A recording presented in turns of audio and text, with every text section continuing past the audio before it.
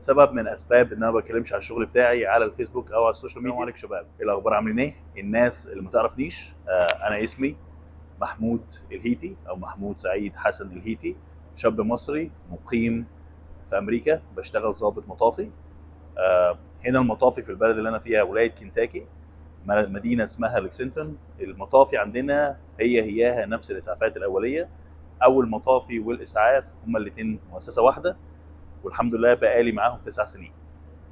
سبب من الاسباب ان انا ما بنزلش فيديوهات او بوستات عن شغلي او بنعمل ايه في شغلي، حاجه بسيطه جدا. سبب من الاسباب، في مصر الدكاتره مثلا في الطوارئ بتتضرب. هنا مثلا آه، يعني للاسف بنطلع من البيوت.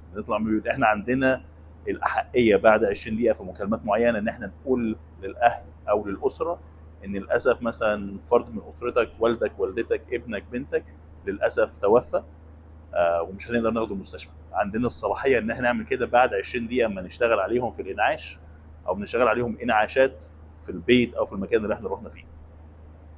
موقف حصل معايا من قيمه اسبوعين بالظبط، فقلت انقله ليكوا عشان تعرف بس فرق ليه. عشان كده ما بعملش فيديوهات عن الشغل.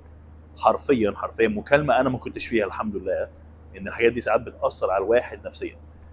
كنت في محطه مختلفه غير المحطه اللي انا فيها هنا، هو وراجل كبير جه في السن، حوالي مثلا في 60 سنه، خبط على الباب ومعاه بوكيه ورد كبير جدا، ودخل شكر الفريق العمل اللي كان شغال، كان شيفت قبليها وانا ما كنتش شغال معاهم. فبعد ما هو مشى فانا بسالهم بيشكرهم ليه، يعني قال لهم شكرا جزيلا على المجهود اللي انتوا عملتوه، وهو كان زهرة حياتنا واسرتنا وي وي، وادالهم الورد ومشى. طبعا ده عادي، ده بيحصل كتير جدا. في ناس